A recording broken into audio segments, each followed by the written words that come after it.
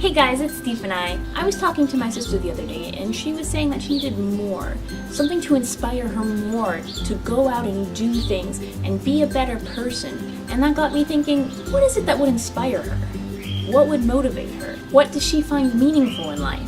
Where does she find resonance?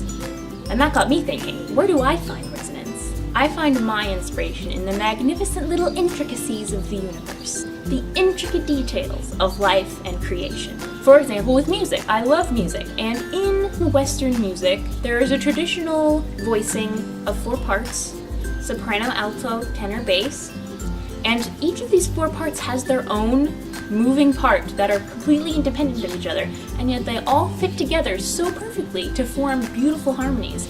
And the different combinations, the different harmonies can evoke different emotions. African music doesn't follow any of the Western conventions, so there is no 4/4 time. They don't write down their music on paper. Each song has parts that fit together so perfectly, but that you can't write down on paper because they don't really follow a rhythm. There is definitely a pattern, but it's not a traditional rhythm that we would be used to.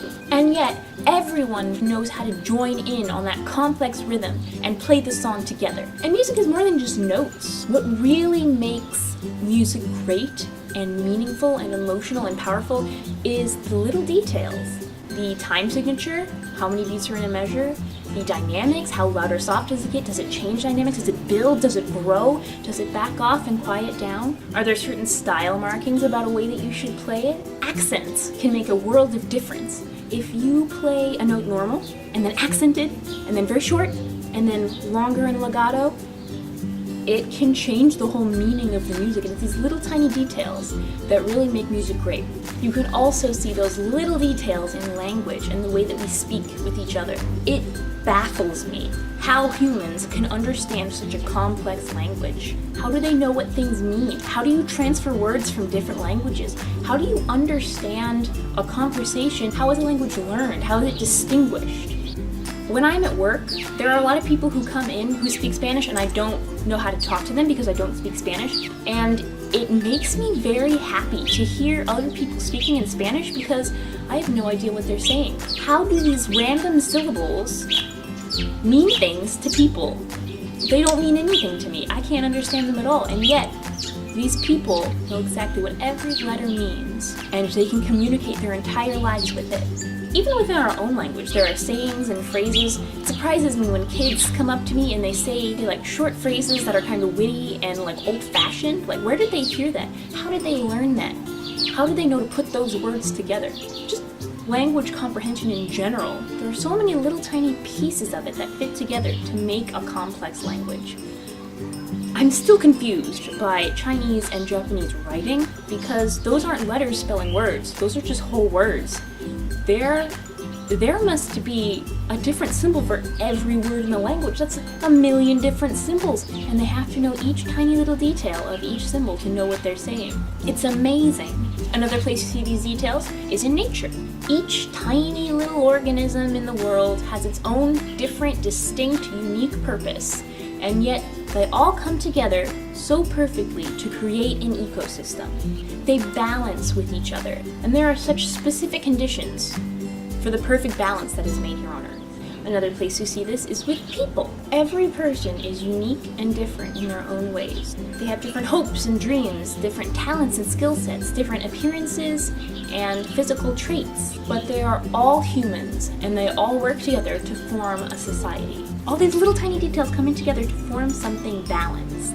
There is a line from a song that I really like. It's from, I believe it's the second verse in Moving On by Rascal Flatts, and they're talking about people and the people that they've seen in this town that they grew up in all their lives, and they say each one is different, but they're always the same. But the most impressive and most inspiring thing about all of these intricate little details is the fact that they're so self-sufficient, like with galactic recycling, which is the process by which there's a star, it becomes old and dies and explodes and creates new elements. These elements group together to form a solar system. Eventually the solar system dies and explodes, mixes together to create a new solar system, and you're reusing the same old material, but you're making something new and unique every time. So even when one life ends, a new life begins. and it just repeats itself and repeats itself as the universe grows older and older. Also with evolution, because throughout the years, species can evolve and change. So even if conditions are starting to get bad for a species, it can adapt and be able to live in those situations. Some people say that this proves there is no God because the world can function on its own, but I think it just makes me more in awe of the mighty power he has to create such a detailed, perfect system that fits together in such a balance. He created a self-sufficient world, and now he just watches over it lovingly, is what I like to think. He has such an attention to detail. And sure, the world isn't perfect, but it is perfectly balanced.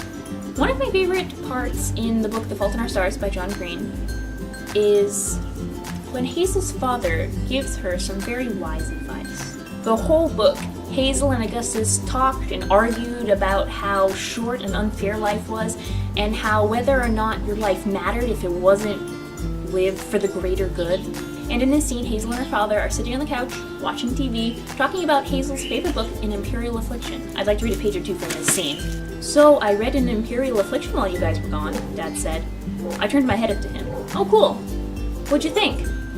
"It was good. A little over my head. I was a biochemistry major, remember, not a literature guy. But I do wish it had ended." "Yeah," I said. Common complaint. "Also, it was a bit hopeless," he said. "A bit defeatist." "If by defeatist you mean honest, then I agree." "I don't think defeatism is honest," Dad answered.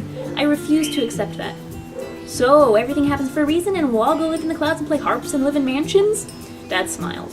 He put a big arm around me and pulled me to him, kissing the side of my head. "I don't know what I believe, Hazel. I thought being an adult meant knowing what you believe, but that has not been my experience." "Yeah," I said.